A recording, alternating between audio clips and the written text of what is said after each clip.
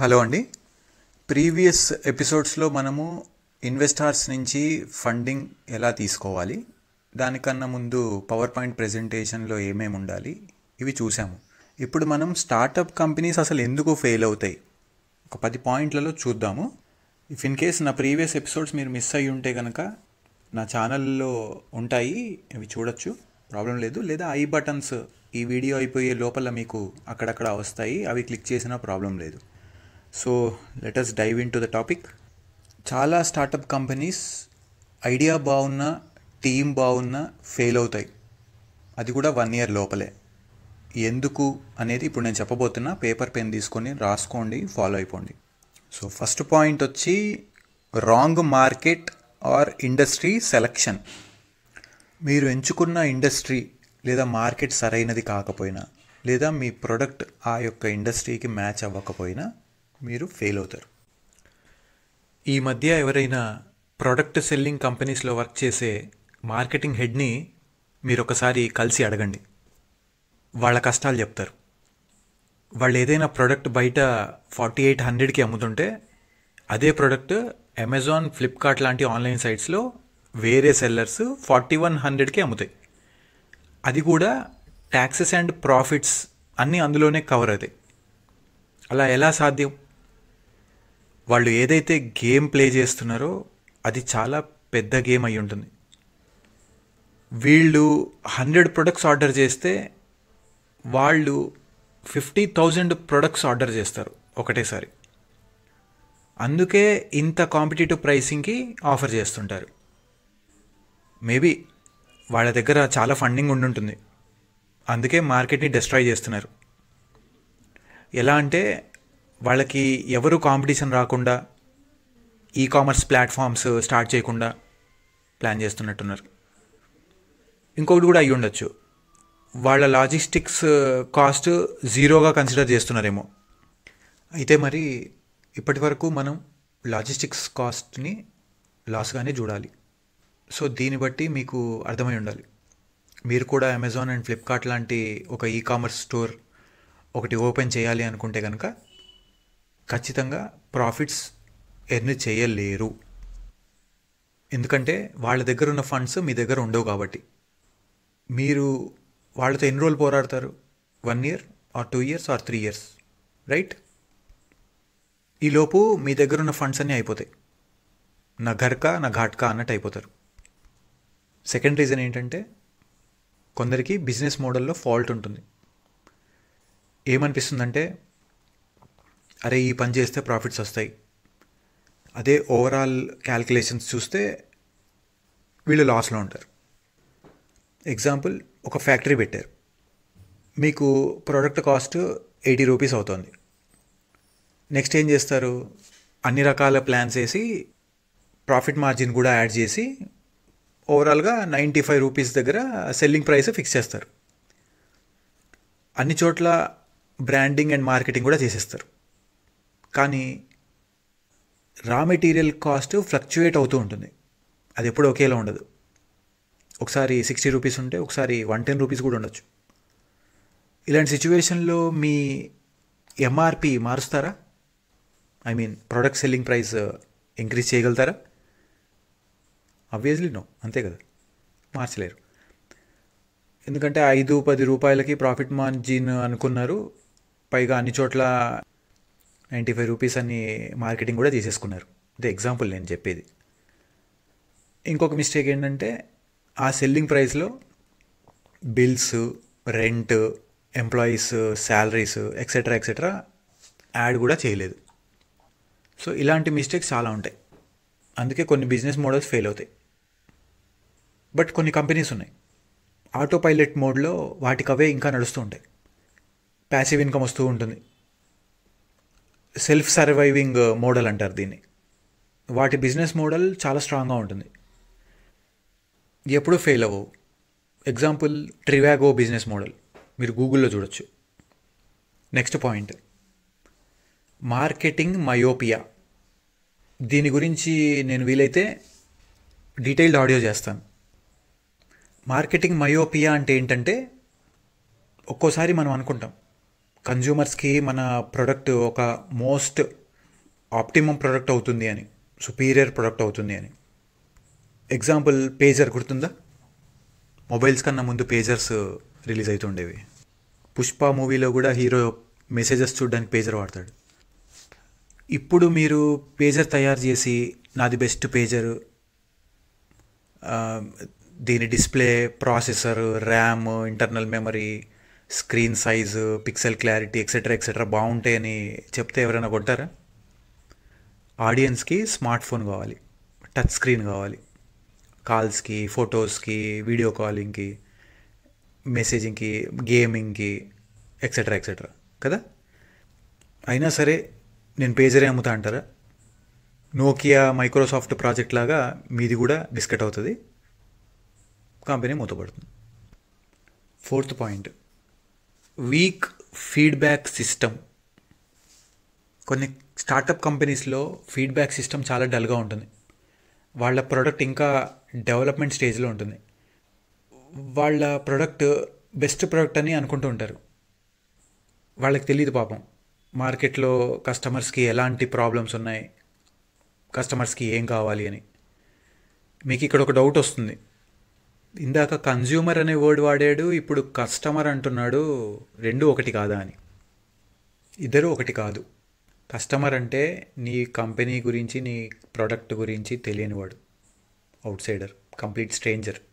Consumer అంటే నీ product కొనుక్కొని వాడుతున్నవాడు. ఓకే, సో ఎక్కడున్నాం?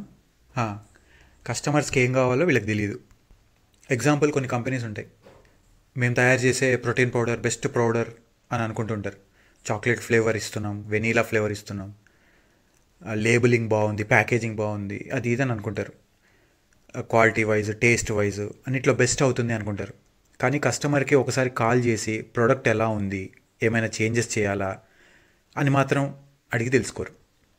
మేబీ వాళ్ళకి మీరు రెస్పాండ్ అయిన తీరు నచ్చి మళ్ళీ మీ ప్రోడక్ట్ కొనొచ్చేమో, లేదా కొన్ని సజెషన్స్ ఇచ్చి మీరు మీ మిస్టేక్స్ కరెక్ట్ చేసుకున్నారా లేదా అని కొంతకాలం వెయిట్ చేసి తర్వాత మళ్ళీ రీటైన్ అవ్వచ్చేమో.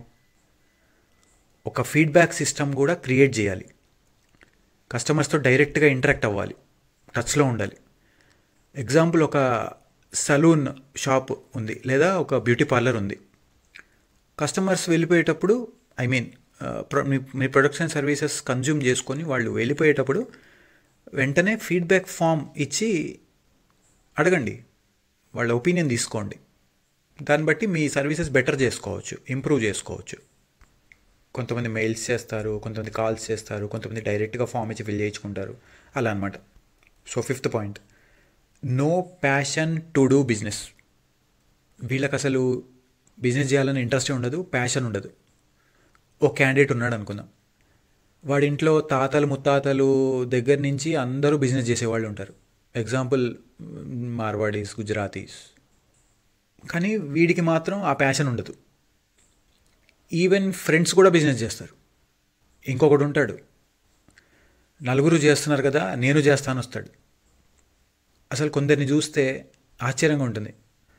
ఒకడు అంటాడు, అన్న గోడాడీ అని ఒక కంపెనీ ఉంది, వాళ్ళ యాడ్ చూశాను, వాళ్ళు ఒక 1000 ఒక 100 ఎంతో కొంత తీసుకొని కంపెనీస్కి, బిజినెసెస్కి వెబ్సైట్స్ చేస్తూ ఉంటారు. సో నేను కూడా మా బిజినెస్ ఉంది కదా, సో దానికి వెబ్సైట్ చేయించాను అంటాడు. అరే ఎందుకు చేయించావురా అని అడిగితే, నా ఫ్రెండ్ కంపెనీకి వెబ్సైట్ ఉంది, సో మాకు కూడా ఉండాలని చేయించా అంటాడు. నాకు నా ఫాదర్ చేసే బిజినెస్ గురించి అసలు ఏబిసిడీలు కూడా తెలీదు, అయినా బిజినెస్ చేస్తా అంటాడు. ఏమవుతుంది? ఎలా చేయాలో ఏం చేయాలో తెలియకపోతే కస్టమర్ రాడు, కొన్ని రోజులకి డీమోటివేట్ అయిపోతాడు, అటు జాబ్కి వెళ్ళలేడు, ఇటు కంపెనీ రన్ చేయలేడు. సో బర్నింగ్ డిజైర్ ఉండాలి, ప్యాషన్ ఉండాలి, బిజినెస్ పట్ల ఇంట్రెస్ట్, ఎక్సైట్మెంట్.